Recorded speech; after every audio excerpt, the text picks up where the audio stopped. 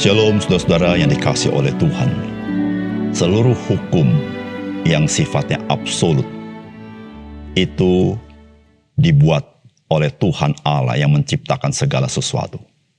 Sehingga ketika engkau dan saya melanggar hukum itu, engkau menghadapi konsekuensi dari hukum itu sendiri.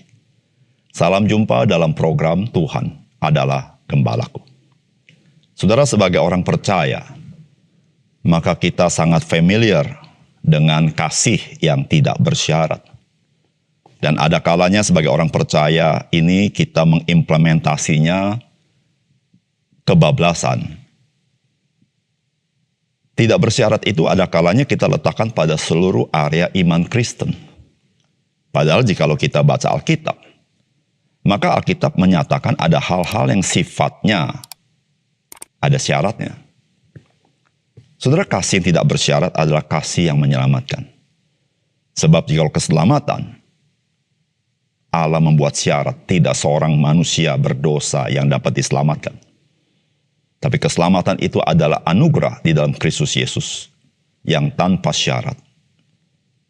Namun ketika kita berada di dalam keselamatan di dalam Kristus, maka ada konsekuensi dari apa dan bagaimana kita hidup di dalam hidup ini.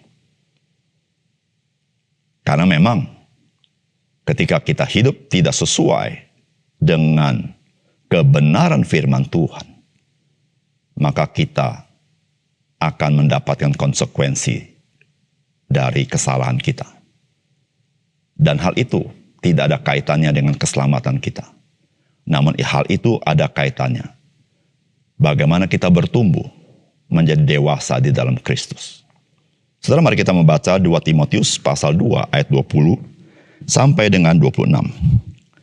Dalam rumah yang besar bukan hanya terdapat perabot dari emas dan perak, melainkan juga dari kayu dan tanah, yang pertama dipakai untuk maksud yang mulia dan yang terakhir untuk maksud yang kurang mulia.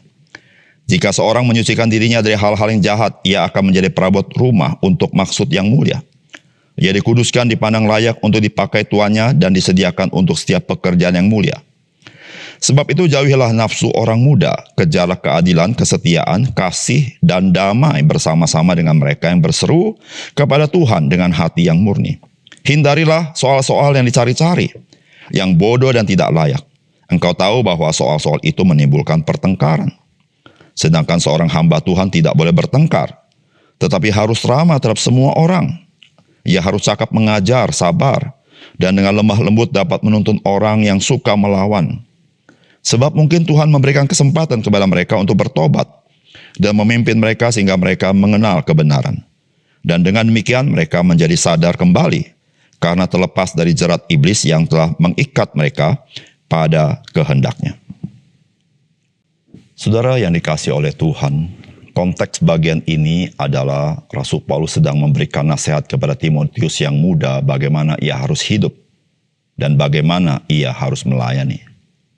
Saudara, nasihat ini perlu agar Timotius dapat memperkenankan Tuhan dan dipakai Tuhan sesuai dengan rencana Tuhan. Saudara, apakah pesan firman Tuhan bagi kita? Yang pertama, kerinduan kita untuk dipakai Tuhan harusnya mendorong kita memelihara kehidupan kita dengan kehidupan yang kudus. Saudara, firman Tuhan berkata begini, dalam rumah yang besar bukan hanya terdapat perabot dari emas dan perak, melainkan juga dari kayu dan tanah, yang pertama-tama dipakai untuk maksud yang mulia dan yang terakhir untuk maksud yang kurang mulia. Jika seorang menyucikan dirinya dari hal-hal yang jahat, ia akan menjadi perabot rumah untuk maksud yang mulia. Dikuduskan, dipandang layak untuk dipakai tuannya, dan disediakan untuk setiap pekerjaan yang mulia. Sebab itu jauhilah nafsu orang muda, kejarlah keadilan, kesetiaan, kasih, dan damai bersama-sama dengan mereka yang berseru kepada Tuhan dengan hati yang murni. Saudara, Rasul Paulus memberikan gambaran pekerjaan Tuhan itu bagaikan rumah yang besar. Dan di dalamnya ada banyak perabot. Dan saudara, ada perabot dari emas, dari perak, ada yang dari kayu, ada yang dari tanah. Dan saudara katakan emas dan perak itu dipakai untuk maksud yang mulia, yang terakhir dipakai untuk maksud yang kurang mulia. Saudara ketika berbicara emas dan perak, maka Rasul Paulus bukan berbicara tentang skill seseorang, bukan bicara kompetensi seseorang, bukan berbicara karunia rohani seseorang.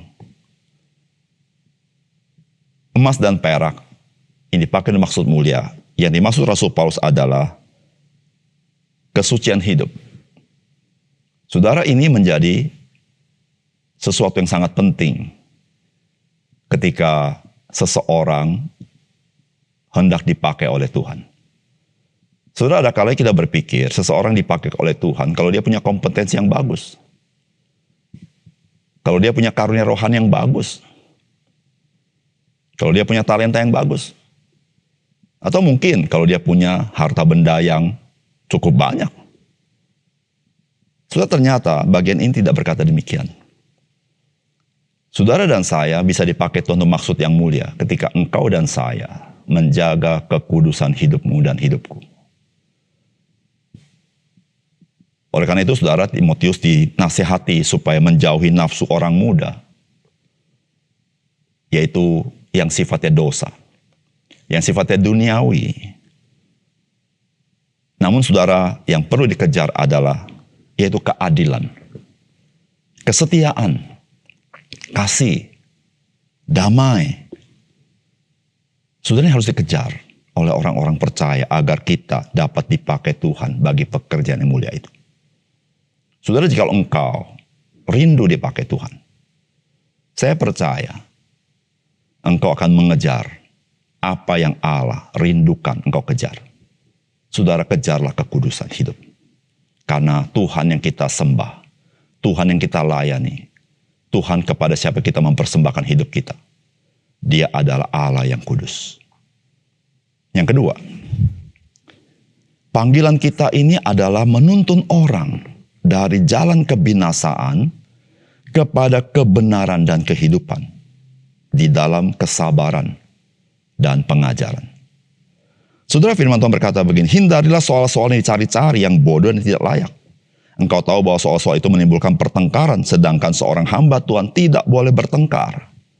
Tetapi harus ramah terhadap semua orang.